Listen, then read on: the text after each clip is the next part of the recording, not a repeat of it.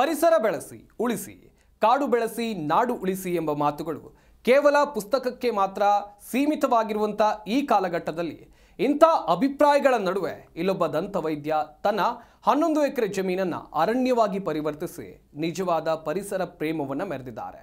ಅರೆ, ಇವತ್ತಿನ ದಿನಮಾನಗಳಲ್ಲಿ ಪ್ರಕೃತಿಯ ಪ್ರೀತಿಗಾಗಿ ಅರಣ್ಯವನ್ನು ಸೃಷ್ಟಿ ಮಾಡಿದ ದಂತವೈದ್ಯ ಯಾರು? ಮಿನಿ ಫಾರೆಸ್ಟ್ ಎಲ್ಲಿದೆ? ಏನದರ ವಿಶೇಷತೆ ಅಂತೀರಾ? ಹಾಗಾದರೆ ಈ ಸ್ಟೋರಿಯನ್ನು ನೋಡಿ.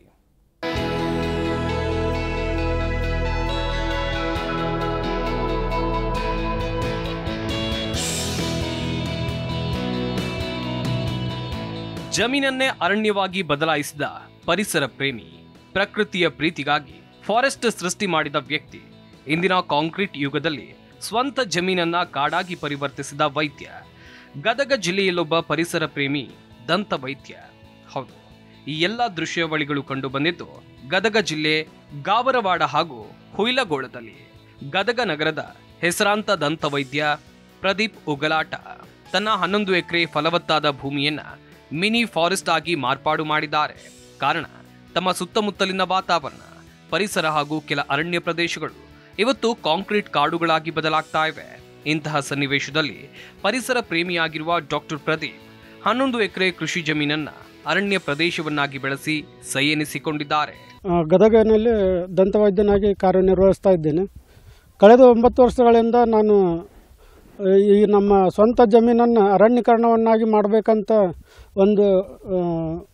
ಒಂದು ದೂರದ ವಿಚಾರ ಮಾಡಿ ಈ ಅರಣ್ಯೀಕರಣಕ್ಕೆ ಕೈ ಹಾಕಿದೆ.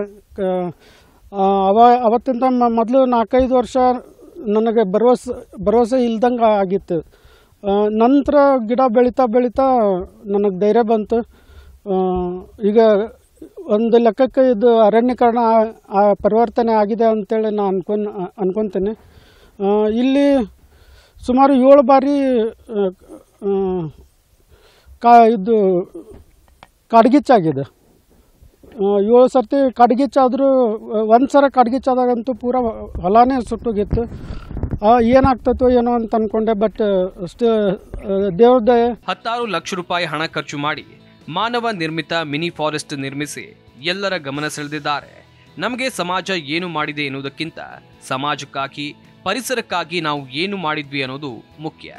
ಹಸಿರಿನಲ್ಲಿ ಖುಷಿ ಕಾಣಬೇಕು ಎಂಬ ಆಸೆಯಿಂದ ಈ ಅರಣ್ಯವನ್ನ ಬೆಳೆಸಿದ್ದೇನೆ ಅಂತಿದ್ದಾರೆ ದಂತವೈದ್ಯ ಪ್ರದೀಪ್. ಇದು ಅರಣ್ಯ ಕಾಡ್ಗಿಚ್ಚು, ಅದು ಅರಣ್ಯೀಕರಣದ ಒಂದು ಭಾಗ. ಅದು ನಂಗೆ ಅದು ಮುಂದೆ ಅರ್ಥ ಆಯ್ತು. ಕಾಡ್ಗಿಚ್ಚಾದ್ರೆ ಇದಕ್ಕೆ ಅರಣ್ಯ ಅಂತ ಅನುಭವ ಕರಿಬೋದು ನಾವು. ಸೊ ಇಷ್ಟೆಲ್ಲ ಕಷ್ಟಗಳ ನಡುವೆ ಮತ್ತು ಸಾಕಷ್ಟು ಸಂಶಯಗಳ ನಡುವೆ ನಾನು ಕಳೆದ 9 ವರ್ಷಗಳಿಂದ ನಾನು ಬೆಳೆದು ಬಂದಿದ್ದೀನಿ. ಅರಣ್ಯೀಕರಣ ನಂಗೆ ಯಾವಾಗೂ ನನಗೊಂದು ಅರಣ್ಯದ ಬಗ್ಗೆ, ಗಿಡಗಳ ಬಗ್ಗೆ ನಾನು ಯಾವಾಗೂ ಒಂದು ಪಾಸಿಟಿವ್ ಮೈಂಡ್ ಇತ್ತು. ಮೊದಲು ನಾನು ಇದು ತೋಟಗಾರಿಕೆ ಮಾಡ್ಬೇಕಂತೇಳಿ ನಾನು ಅಂದ್ಕೊಂಡೆ. ಬಟ್ ನಂಗೆ ಅದರಲ್ಲಿರುವಂಥ ಅಂದರೆ ಅದು ನಮಗೆ ಫುಲ್ ಟೈಮ್ ಕೊಡ್ಲಿಕ್ಕಾಗಲ್ಲ. ನಂಗೆ ಅದ್ರಾಗ ಲಾಭ ಆಗ್ಲಿಕ್ಕಿಲ್ಲ ಅಂತ ಅನ್ಕೊಂಡು ನಾ ಈ ಅರಣ್ಯೀಕರಣಕ್ಕೆ ಹಾಕಿದೆ. ಕೊಳವೆ ಬಾವಿ ಇಲ್ಲ, ವಿದ್ಯುತ್ ಇಲ್ಲ, ಸಮರ್ಪಕ ನೀರಿಲ್ಲ, ಸಿಂಪಡಣೆ ಇಲ್ಲ, ಗೊಬ್ಬರ ಇಲ್ಲ. ಇಷ್ಟೆಲ್ಲ ಮೂಲ ಸೌಕರ್ಯಗಳ ಕೊರತೆ ನಡುವೆಯೂ ತಮ್ಮದೇ ಶೈಲಿಯಲ್ಲಿ ಅರಣ್ಯ ಬೆಳೆಸಿದ್ದಾರೆ.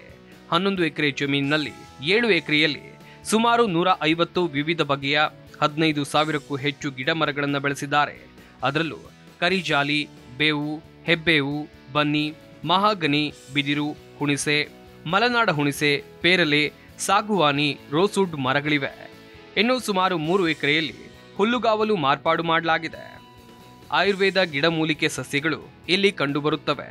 ಕಳೆದ 9 ವರ್ಷದ ಅವಧಿಯಲ್ಲಿ 15ರಿಂದ 20 ಅಡಿ ಎತ್ತರದ ಮರ ಗಿಡಗಳನ್ನು ಬೆಳೆಸಿದ್ದು ಅರಣ್ಯೀಕರಣ ಸಾಧನೆಗೆ ಬಹುದೊಡ್ಡ ಕೊಡುಗೆಯಾಗಿದೆ.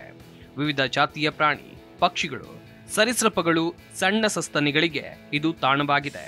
ಸೀತಾಫಲ, ಪೇರಲೆ, ಹಲಸು, ಆಮ್ಲ, ನೇರಳೆ, ಹುಣಸೆ ಹಣ್ಣಿನಂತಹ ಅನೇಕ ಬಗೆಯ ಸಸಿಗಳಿವೆ. ಕಾಡು ಬೆಳೆಸೋದ್ರಿಂದ ನಮಗೆ ಈಗ ಆಕ್ಸಿಜನ್ ಲೆವೆಲ್ ಹೆಚ್ಚಾಗುತ್ತೆ.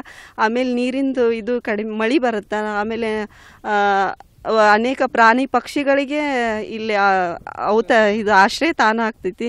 ಆಮೇಲೆ ಔತಣ ಕೂಟನೂ ಆಗುತ್ತೆ. ಇದು ಒಂದು ಪಕ್ಷಿಗಳಿಗೆ ಅವು ಬೀಜ ತಿಂತವು, ಹೊಳ್ಳಿ ವಾಪಸ್ ನಮಗೆ ಬೀಜ ಇಲ್ಲೇ ಮತ್ತೊಂದು ಗಿಡ ಹುಟ್ಟುತ್ತೆ. ಈಗ ಹೇಳ್ತಾರೆ ಪ್ರತಿಯೊಬ್ಬರು ಮನುಷ್ಯರು ಒಂದೊಂದು ಗಿಡ ಹಚ್ಬೇಕಂತ. ನಮ್ಗೆ ಗಿಡದ ಎಷ್ಟು ಅವಶ್ಯ ಐತಿ. ನಾಳೆ ನಮ್ಮ ಮಕ್ಕಳಿಗೆ ನಾವು ನಮ್ಮ ಭವಿಷ್ಯಕ್ಕೆ ನಾವು ಬಿಟ್ಟು ಹೋಗ್ಬೇಕಂದ್ರೆ ಈ ಕಾಡನ್ನು ಬಿಟ್ಟು ಹೋಗ್ಬೇಕು, ಮತ್ತೊಂದು ಏನೋ ಆಸ್ತಿ ಏನು ಬಿಟ್ಟು ಹೋಗೋದಲ್ಲ. ಅದು ನನ್ಗೆ ಅನಿಸಿದ ಮಟ್ಟಿಗೆ ಅವ್ರದ್ದು ವಿಜುವಲೈಸೇಷನ್ ಅದು ದೇವರೇನೋ ಅಸ್ತು ಅಂತಾನಂತ ಮ್ಯಾಲ್ ಕುಂತಾಗ ಹಂಗೆ ಅವ್ರ ಹೇಳೋ ಮುಂದೆ ಅದೇನೋ ದೇವ್ರ ಅಸ್ತು ಅಂದಿರಬೇಕು.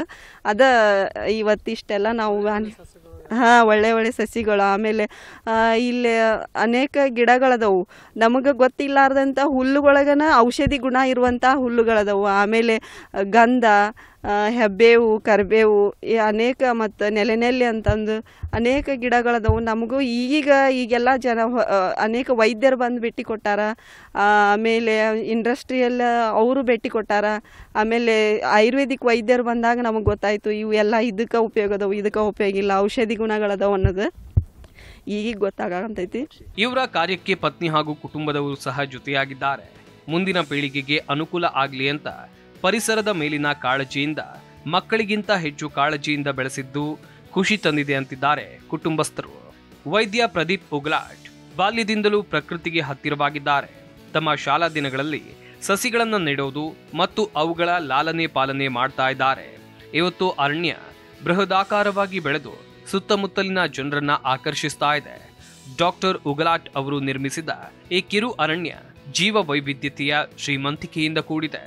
ಗದಗದ ದಂತವೈದ್ಯ ಪ್ರದೀಪ್ ಅವರ ಈ ಪರಿಸರ ಪ್ರೇಮ, ಪ್ರೀತಿ ಹಾಗೂ ಗೌರವ ಇಂದಿನ ಪೀಳಿಗೆಗೆ ಸ್ಫೂರ್ತಿದಾಯಕ ಮತ್ತು ಅನುಕರಣೀಯ ಅಂದ್ರೂ ತಪ್ಪಾಗಲಾರದು.